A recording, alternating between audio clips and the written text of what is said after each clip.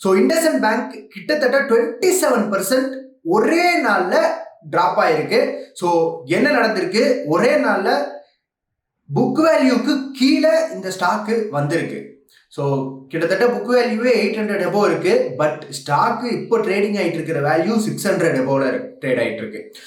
So என்ன நடந்திருக்கு இண்டஸ்இண்ட் பேங்க்ல, இதுக்கு பின்னாடி நடந்த காரணம் என்ன, ஸோ அப்படிங்கிறத ஷார்ட்டா பார்த்துடலாம்.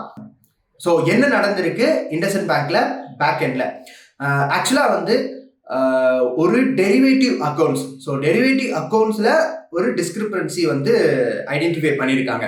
ஸோ இது இப்போ நடக்கலைங்க, 5 to 6 வருஷத்துக்கு முன்னாடி நடந்த பிரச்சனை இப்போ பூதாகரம் ஆயிருக்கு இவங்களுக்கு. ஸோ இதனால இவங்களுக்கு கிட்டத்தட்ட 1600 கோடியில இருந்து 2000 கோடி வரைக்கும் அவங்களுடைய ஏர்னிங்ஸ் ப்ராஃபிட்ல லாஸ் ஆகிறதுக்கான சான்சஸ் இருக்கு. இவங்களுடைய ஏர்னிங்ஸ் கம்மி ஆகிறதுக்கான சான்சஸ் இருக்கு.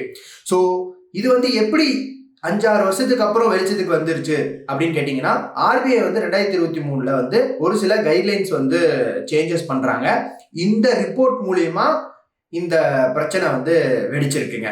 ஸோ ஆக்சுவலா இந்த இண்டஸ்இண்ட் பேங்க்குக்கு இது ஒரு ஷார்ட் டேர்ம் ப்ராப்ளம் தான். ஸோ இதுக்கப்புறம் இதை எப்படி ஓவர் கம் பண்ணி வராங்க அப்படிங்கிறத நம்ம வெயிட் பண்ணி தான் பார்க்கணும். பட் அஃப்கோர்ஸ் இதை ஷார்ட் அவுட் பண்ணிடுவாங்க குயிக்காவே.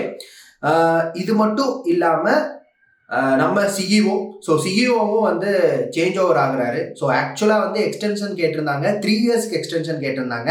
பட் 1 இயர் தான் எக்ஸ்டென்ஷன் பண்ணியிருக்காங்க. ஸோ நம்மளுடைய சுமந்த் அவரும் பார்த்தீங்கன்னா சேஞ்ச் ஆகுறாரு. ஸோ இதனால போர்ட் ஆஃப் டைரக்டர்ல ஒரு சேஞ்சஸ் வர்றாங்க அப்படின்னாலே அடுத்து இனி வரக்கூடிய சிஇஓ எப்படி இந்த இண்டஸ்இண்ட் பேங்கை டிரைவ் பண்ணி எடுத்துட்டு போவாரு அப்படிங்கிறது ஒரு அன்ஸ்டேபிலிட்டி நிலவுது. அதே மாதிரி ஒரு டிரான்ஸ்பரன்சில ஒரு ப்ராப்ளம்.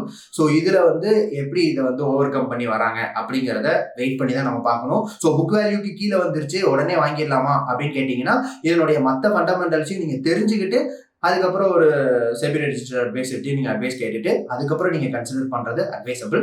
ஸோ நீங்கள் யாரெல்லாம் இந்த ஸ்டாக்கை ஹோல்ட் பண்ணுறீங்க அப்படிங்கிறத கமெண்ட்டில் போடுங்க. இதை பற்றி ஃபுல் ஃபண்டமெண்டல்ஸ் வேணும்னு நினச்சிங்கன்னா அதையும் கமெண்ட்டில் போடுங்க. ஓகே, பாய்.